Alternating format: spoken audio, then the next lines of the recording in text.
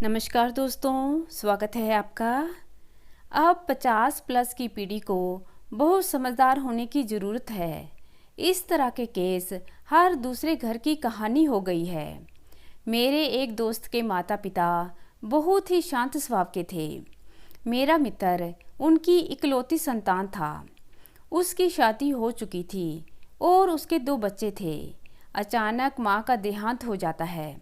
एक दिन मेरा मित्र अपने पिताजी को कहता है कि पापा, आप गैरेज में शिफ्ट हो जाओ, क्योंकि आपकी वजह से आपकी बहू को परेशानी होती है। माँ के गुजरने के बाद घर के सारे काम उसे करने पड़ते हैं और आपके सामने उसे साड़ी पहनकर काम करने में परेशानी होती है। अंकल बिना कोई बात किए गैरेज में शिफ्ट हो जाते हैं।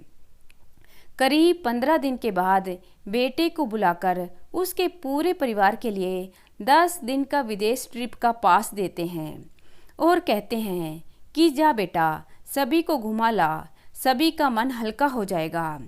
बेटे के जाने के बाद अंकल ने अपना 6 करोड़ का मकान तुरंत 3 करोड़ में बेच दिया।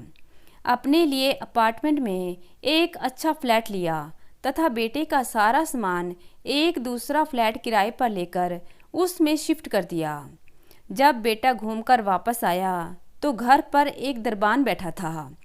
उसने बेटे को बताया कि यह मकान तो बिक चुका है। जब बेटे ने पिता को फ़ोन लगाया तो वह बंद आ रहा था। उसे परेशानी में देख गार्ड बोला, क्या पुराने मालिक को फ़ोन लगा रहे हो?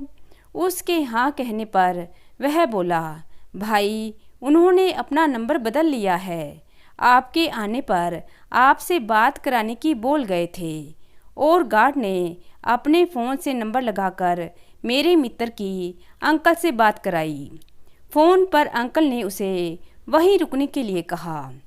थोड़ी देर में वहाँ एक कार आकर रुकी। उसमें से अंकल नीचे उतरे।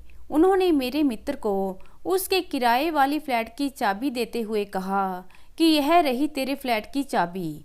1 साल का किराया मैंने दे दिया है, अब तेरी मर्जी हो वैसे अपनी पत्नी को रख। और यह कहकर अंकल जी वहाँ से चले गए और मेरा मित्र देखता रह गया।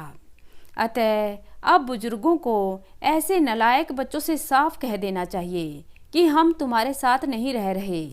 तुम्हें हमारे साथ रहना हो तो रहो, अन्यथा अपना ठिकाना ढूंढ लो। तो दोस्तों, कैसी लगी आज की कहानी? उम्मीद करती हूँ कि पसंद करेंगे। अगर अच्छी लगे तो लाइक करना मत भूलिएगा। धन्यवाद।